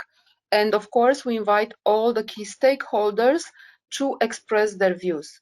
And what we want, as I said, is that this data can be used by all the ones that need them in order to advance the scientific knowledge, to advance what we need to get from the ocean and how we can protect them. Thank you very much. Thank you very much, Andrea. Seeing the motto of measure once and use many times is a motto that we have in Eurogoose and in Marine Board and various other places. So it's nice to see DG Mare putting that message out there as well. I'll hand over now to Pierre Bayerel from Copernicus Marine Service, Mercator Ocean International. Pierre, the floor is yours. Thank you, Glenn. Hello, everyone, and happy birthday, EuroSea. Thank you very much for this invitation. So I'm the Director-General of Mercator Ocean International and leading as such the Copernicus Marine Service, where our community is very much involved. So Copernicus started around 10 years ago with the research phase, and then we are operational since 5 years, and we have thousands of users everywhere in the world, and well, the strong producers on the European territory, and we value all the in-situ observations, satellite observations, and the operational modeling that we carry out. So our ambition is really to transform all this our knowledge into something which is really actionable for the users, and so we multiply the initiatives toward the users to stimulate the uptake. I will have some opportunity to explain, but I'm very happy to be with you because it cannot work without a solid observation framework, and we need this observation to be sustained. Thank you. Thanks, Pierre, for introducing the link between the observations and the modeling as well, and Pierre-Yves did that in his presentation earlier as well. So we'll hand over to Ingrid Pouillat, who represents the environmental research infrastructure community. Ingrid? Hello, thank you for inviting me. I would say that ENVRI is representing a community of environmental research infrastructure. This is meaning 26 research infrastructure that are gathered in the BERI, so the bowl. Historically, the BERI built up with a series of ENVRI projects, with ENVRI Plus and ENVRI Fair, so it's a long-lasting community. The heart of the ENVRI community is based on the link to work together, not only as a today in the ocean domain, but with the interfaces from the ocean to the atmosphere, and also from the ocean to the land, and in generally the relation with the life and the biodiversities are also included. So now, if we focus on the ocean domain, of course, it can be considered as a part of the environmental domain, but each of them can be also seen as a hurt. But it's just a focal point. And in a general way, why we gather in a board like that is to, of course, make lobby, discuss about how to be sustained in the future, how to join our effort, how to communicate, and have a common strategy. So I would say that an important asset for the environmental domain is to carry on our collaboration, not only in the domain of the ocean, but also with other domains. We need to think together on a common strategy to become sustainable. And this is dealing with strategic discussion like today about the harmonizations and so on, but also with the way we need to get funding on long term and how to progress toward a specific entity or a general framework. Typically, the ENVRI community, since November, 1 year ago, is discussing about making a formal entity or as a legal entity or as an association in order to be recognized and work independently from the series of funded projects. So this is typically one kind of strategy we can deal with. And of course, we need to gather the business models of the various RIs and of the various environmental research infrastructure. So this is a short introduction, then I will focus on your question, of course. Thank you very much, Ingrid. And just to clarify, the BERI, that this funny sounding board is the board of the European Environmental Research Infrastructure. So it probably has the best name of any board in Europe, but that just in case people were confused by the name. So we have two industry participants on the panel as well. We have David Pino from the Port of Barcelona and Christine Valentin from the World Ocean Council. So I'd like David, if you could just give your short introduction, please. Thank you very much for the invitation and welcome everybody in Friday afternoon. So I'm head of planning of the Port of Barcelona. We have been invited from Puertos del Estado to join in this project and also in this webinar, so thank you very much. I want to show you a picture of our port. I don't want to explain many of, I could be hours speaking about our port, but only show 5 ideas. Our port is a really Mediterranean port, very integrated with our city and our region, very close there. So we have a lot of challenges about to make our operations as soon as sustainable with the rest of the city of the region. We are also a very mixed port activities. We are the 13th container port in Europe, the first one in Europe of cruises for the world. But we have also a very important activity in ferries, also in logistics, also in liquid and bulk carriers. And also we have a very city port close to the city. So we have a lot of challenges because we are very mixed and we have a lot of different things to do. About some data, we have nearly more than 70 tons per year as a movement. But after this, why we are here? I think we are here because we are, and also our concessions and our operations terminals, we are the final users for many of your data and or your tools that you are working on. and that's why I think we can help you, and I think it's interesting our opinion in order to, because you use them. Our experience in this field, we have been many years working with Puertos del Estado. We have an environment management dashboard working on in our port. It's a very important tool to control and to have more safety, secure, sustainable operations in the port, but also to manage the territory. We have a lot of space mixed with the citizens that they are walking and making sports in some places that we have overtopping. Also, in this dashboard, we have measurements, constantly measurements of wind, of overtopping, of currents, agitation, and this helps us to decide and also to prepare the port in all you can imagine kind of issues to the things that will happen for the future. That's why we're very interested in the project, and the most important challenge I think in this project is now we're going to work together with the city. Barcelona city has also been involved in the project, not only the port, also the city.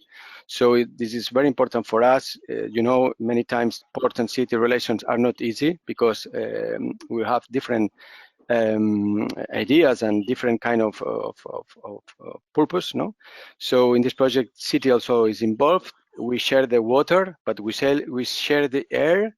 We share a lot of things.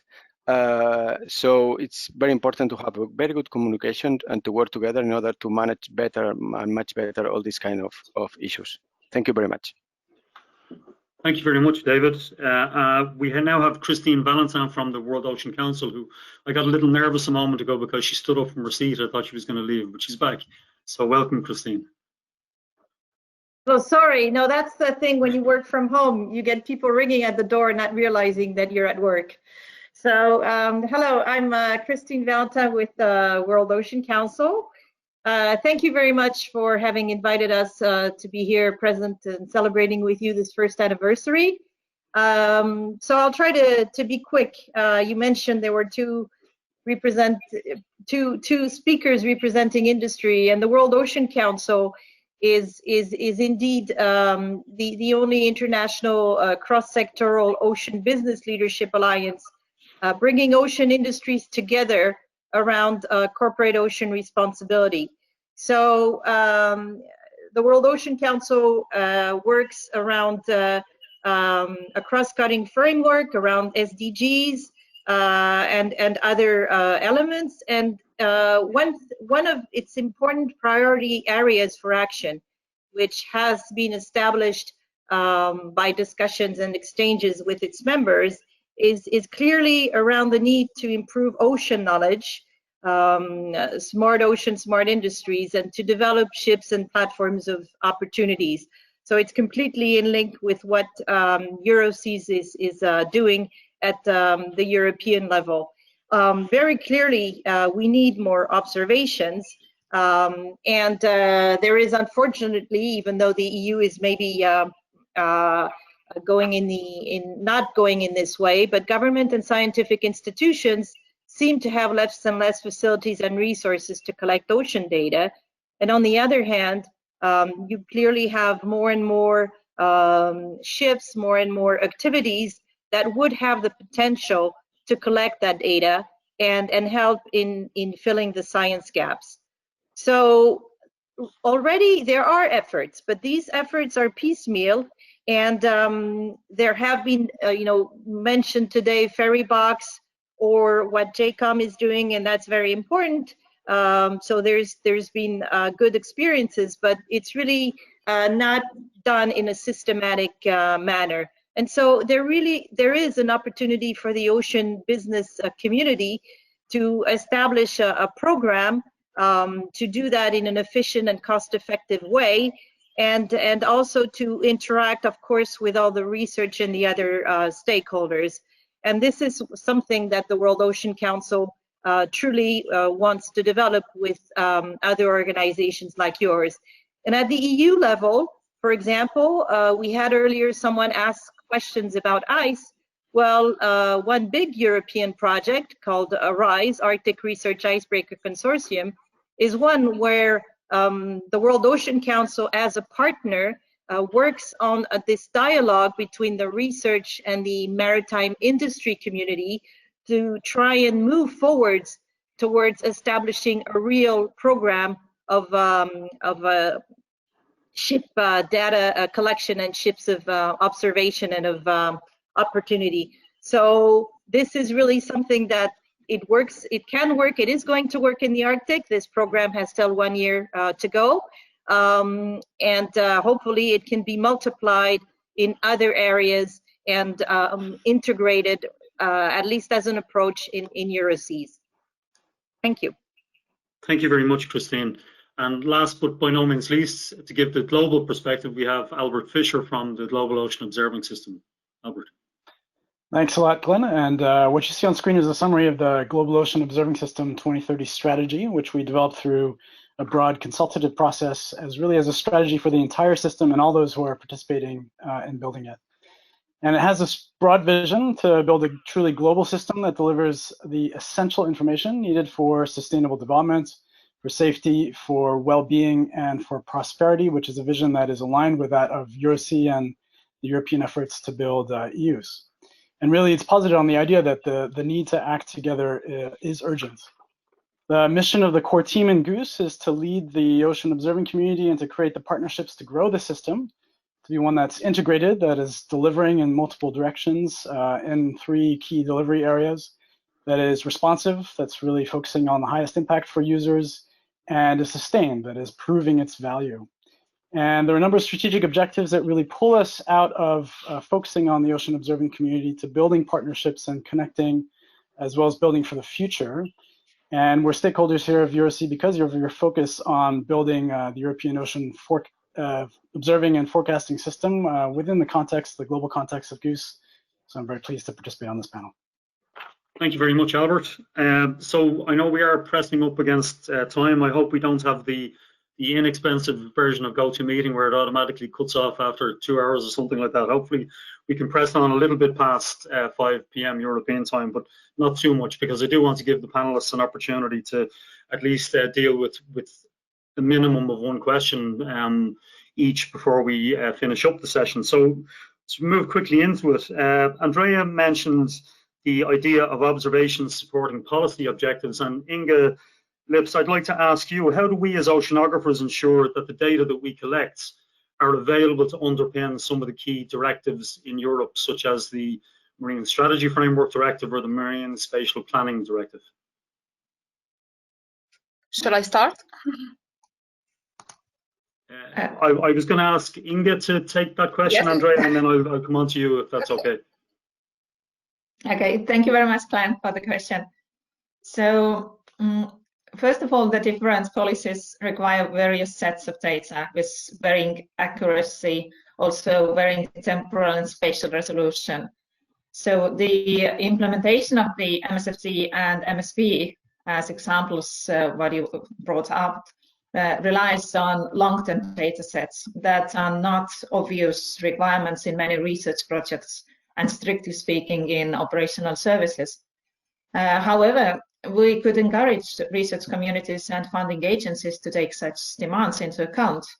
It means more value could be given to the studies that, fulfilling their scientific objectives, also serve the needs for the long-term data collections for the MSFD and MSP, and also for climate analysis and focus purposes. And bringing us to a very important aspect that you also mentioned already before, we need to measure once, but use the data for many purposes. And I would also like to add that data from research projects should be really made available as required and commonly agreed according to the FAIR principles.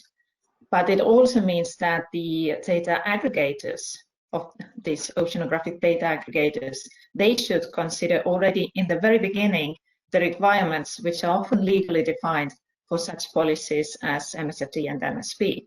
So there are many different actors which we need to work together and take actions.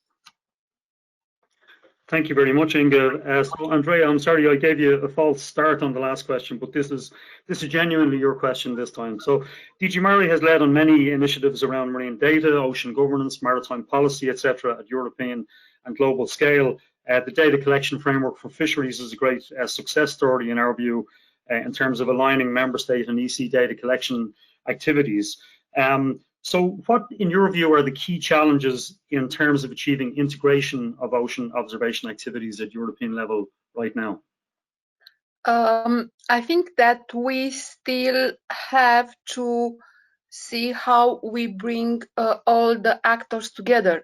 So probably one of the biggest challenges is to be able to get the different ministries and agencies involved to agree on common priorities and share equipment.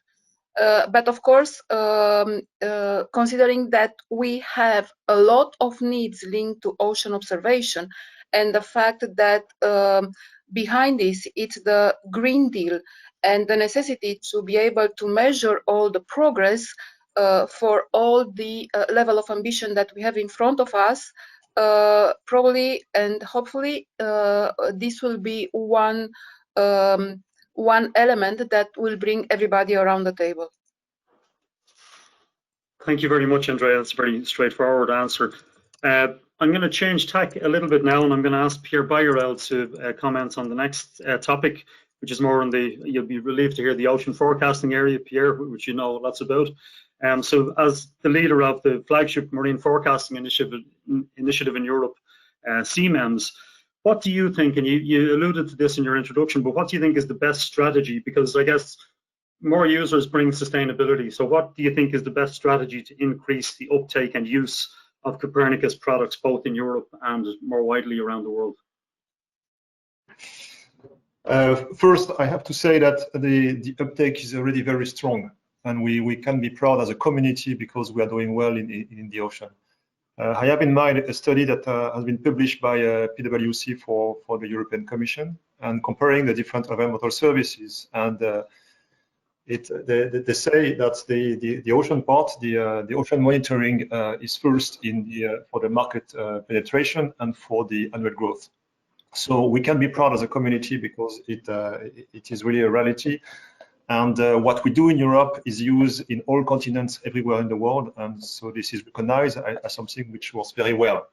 And this is not something which is specific to one partner or one program called Copernicus, but this is really the effort that is coming from the integration of all the different components of this integrated oceanography.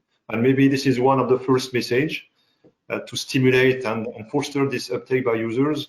We must enrich what we deliver, and this can be done only if we work all together by providing in situ observations, satellite observations, model observation, expert knowledge, providing data, but also reports, indicators, and all these elements are very visible in EuroSea projects. So I think this is a good platform also to work a bit on that. And the second idea is that we must be very clear on our priorities, and you have these three areas that are very, very good. Again, I mean, the ocean climate, the ocean health, and the operational services. And in each of these categories, we can be very clear on what we deliver, what we intend to do, and how we want to improve our service. And we have very good ideas, and we have very good plans, and we can have very strong statements when we go to talk to the European Commission or to be involved in the UN Decade for Ocean Science, or to develop bilateral cooperation between us. And so I think we can be very strong in our statement on the importance of the ocean and be very clear on the priorities. And this, I say, can stimulate the uptake. Thanks very much, Pierre. I think the demonstrations in the EuroSea project are great exemplars of how CMEMS has already reached users, and they're tangible examples that are used in everyday life. And I think that's a clear indication that CMEMS has had success with users and with uptake and with delivering relevant information to users.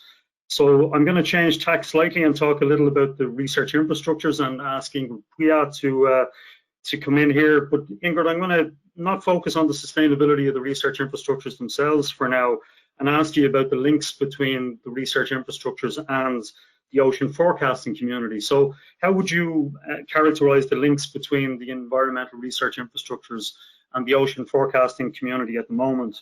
And if you think they're underdeveloped, how do we develop them further? How do we build those links with the ocean forecasters?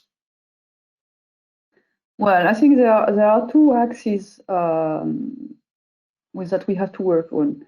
Research infrastructure are generally working to support research excellence. So for the forecasting and the relation with the numerical modeling community, I would say that we have already some institutions that are using models and numerical action for their own research, but it's not necessarily for operational forecast. So we have to make a separation in the way institutions are running their model. When we are dealing with modeling for operational and forecasting, I think all the data have to directly flow towards the EU channel for data, the data aggregator, and forecasting systems like Mercator can use them. It's normal. But then we have an issue in the research infrastructure that we are also acquiring data that are not qualified enough or acquired in an operational way, that are really for research purpose and that are not for forecast. And these data are not mature enough to go to the forecasting systems. So we have to coordinate in between research infrastructure and modeling community dedicated to the forecasting, which kind of data should go to the forecasting systems, and what are the constraints and the expectation in terms of quality assurance, quality control, and quality level, and then separate the flow from the data which are not qualified enough and are for research purpose. And this is not an easy task, and we need to sit around a table and discuss this. And this is valuable for both the coastal community and the open sea one, I guess. Because several times when I hear the people from the observing system, they say, oh, but we don't want this data to be available because we don't know about the quality. Well, when we are dealing with data acquired according to EU funded project, we have to apply the fair data principle and the INSPIRE directive. So we put this in our consortium agreement in order to enforce people to apply these rules and make the data available. But then we have to manage with this quality and also publication. So there are some embargoes that are put on the data, but we need to do our best in order to allow the forecast to be done in the best way. So let's sit on the table with a data provider, I mean institutions, and the forecasting people. Thanks, Ingrid. So that's an invitation really to have those conversations. So we look forward to having those in the future. So David, over to you now. We saw from your photograph that you operate a very large and busy port. It's large when the cruise liners look small when they're in the port. From the photograph, you know how big the place is. But you've already demonstrated that you have a working relationship with Puertos del Estado, and they provide different oceanographic observing and forecasting products. You mentioned the environmental management dashboard, and I'm wondering if you have any ideas about how the community can improve the types of products and services that we provide to port users, if you have any ideas about that. This is an important question, no? Which is our relation with the community. No? In general, we try to be very transparent and to have a very good communication with, in this case, with Puertos, because they are our provider. They work in this kind of issues, no? But we like to be very transparent, and also we try to be very to explain very easily what which kind of things or which kind of necessities we need in the port and also in our terminal. So many times they come to visit us. We explain why, for example, it's very important to have accurate data of the wind, for example, no, because this affects the operations, for example, in the cruise terminals, no.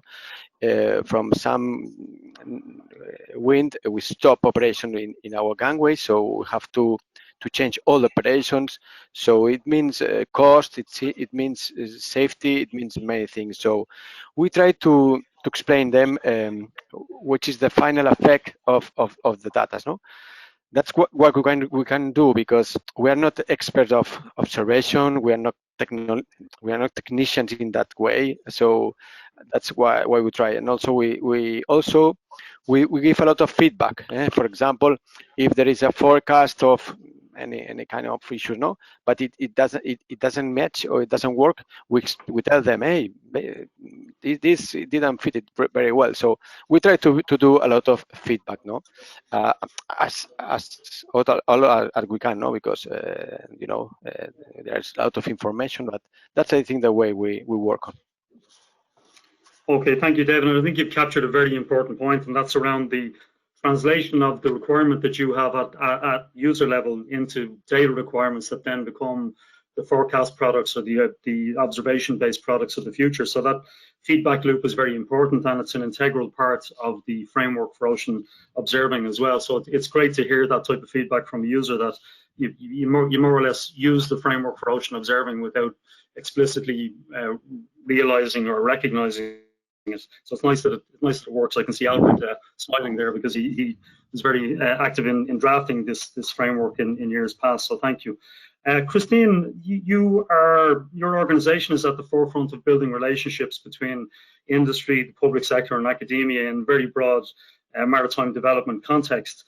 And I guess one of the questions I have is, how important is it to major maritime industry players? I know you've worked with Maersk and other very large companies.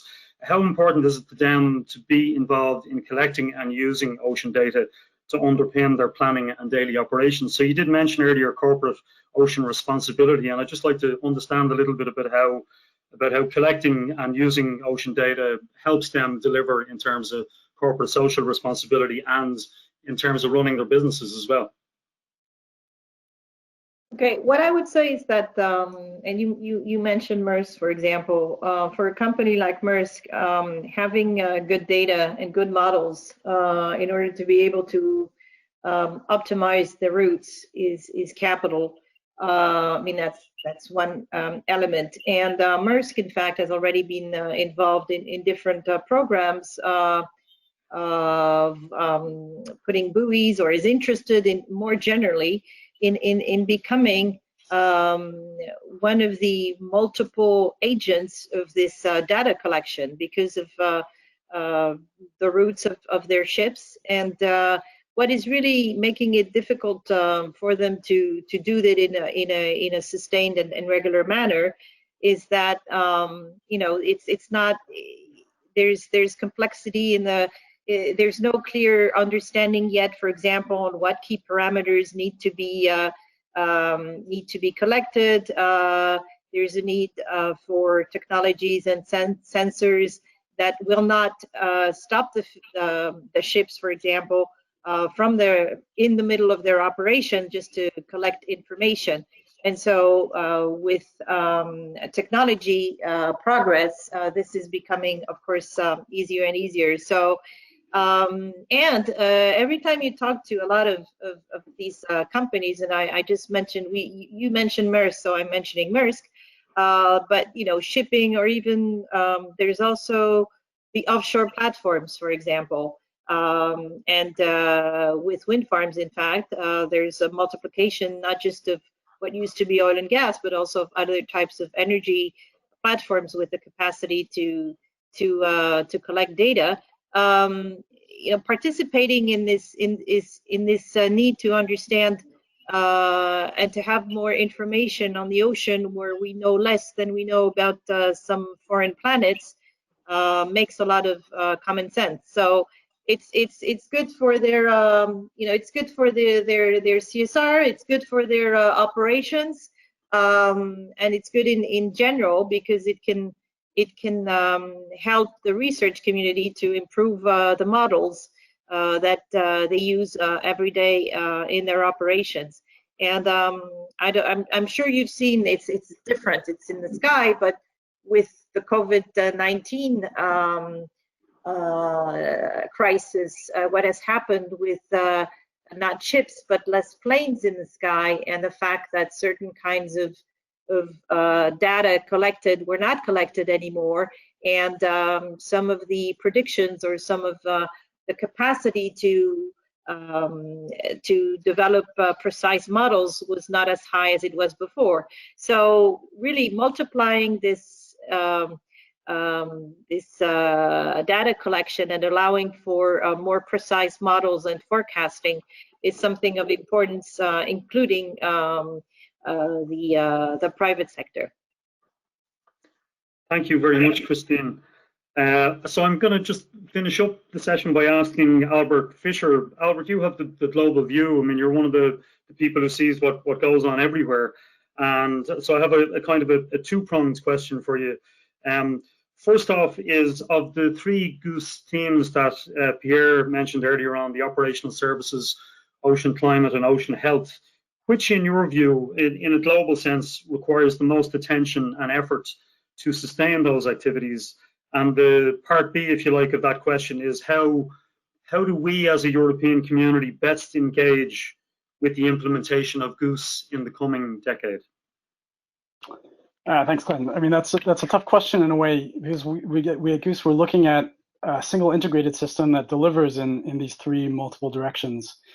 And the sustainability of that really comes from proving the value of the observations for delivery to society. There are obviously different parts of the observing system that have different levels of maturity, and we can identify, for example, the parts of the system that help to deliver for ocean health as needing further development. But in order to develop the sustainability, improve the value, we need to develop partnerships actually in different directions and different sets of partners. So for forecasting and early warning, we're working closely within the ocean forecasting community, and we've now incorporated an expert team on operational ocean forecast systems within GOOS.